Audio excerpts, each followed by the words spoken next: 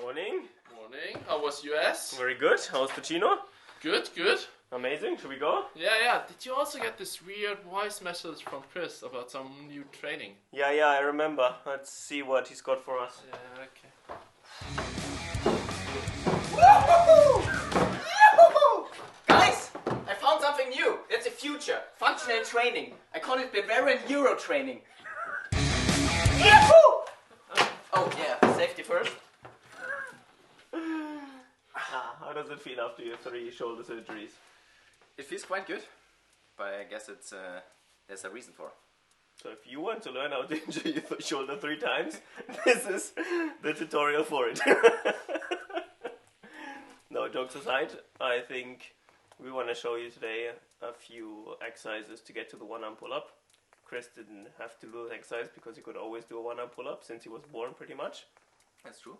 But us usual weaklings, mortal weaklings, we had to work for it, and here are a few exercises. And Chris will also demonstrate a few exercises how to get back into pulling shape after having a 2nd and a 3rd shoulder surgery. The Alpine pull-up.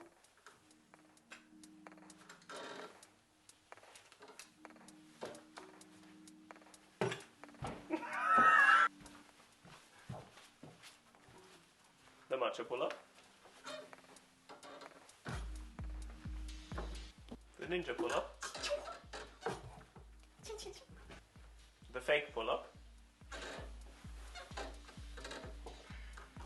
The Next Generation pull-up.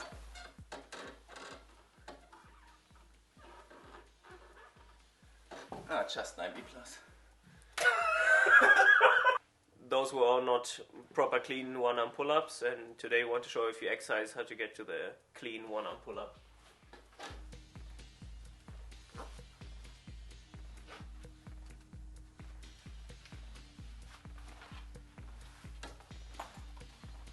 We thought it would be a good idea to show you a few exercises starting from 0, and there is no better man to show you how it looks like when you start from 0 than Chris Hanke, who had 2 or 3 shoulder injuries and 2 shoulder surgeries, and after each surgery he always had to start pretty much from 0, and he always got back to like 10 or 15 or 20 one-arm pull-ups or something.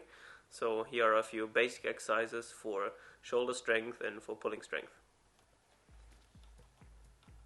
So, the first exercise is the scapular pull-up. Concentrate on your scapula between the shoulder blades. And it's about not bending the arms. It's about just pulling with your scapula between your shoulder blades. Looks like this.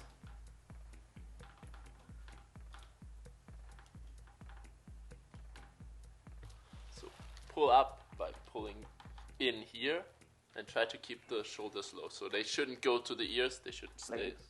Yeah, this is shit. Keep them low and then pull in here, and then the upwards movement comes by pulling in. So, the next exercise, the next logical step is the rowing in the rings.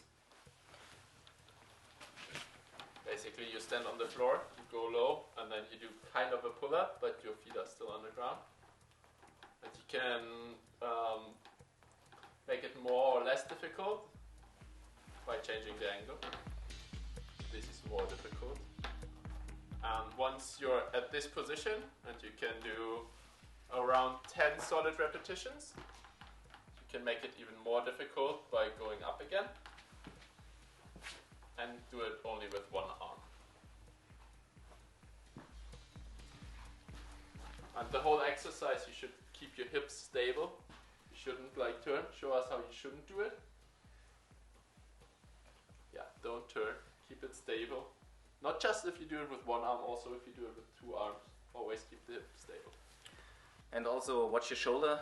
The shoulder really should be fixed on the position, and you should concentrate on the scapula. Yeah, finally we are on the bar with all the exercises which we showed you first, with feet on the ground. Our body learned the position, the shoulder learned the position, and we are now well conditioned.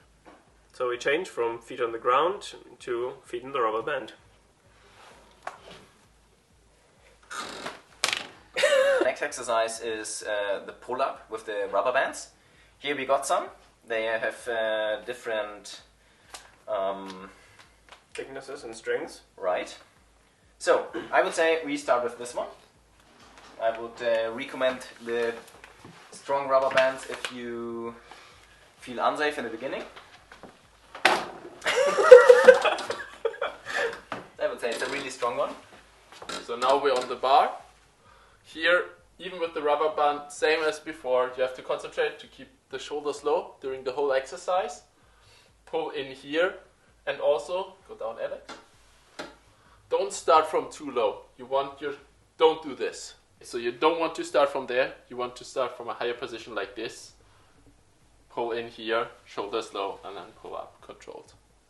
If you can do about 15 to 20 normal pull-ups without rubber band, you should be able to work towards the one-arm pull-up. And to work on the one-arm pull-up, we'll show you a few more exercises now. So now we are moving on to pulling with one arm, but we have some weight and the pulley system to support the movement. If you can't do a one-arm pull-up, it's helpful. Show us how to do it, Alex. Nice. And of course you can put on more weight to make the exercise easier, or if you train more and more, you can reduce the weight until you don't need any weight anymore, or just use the concrete to get rid of it, and then do it without the weight.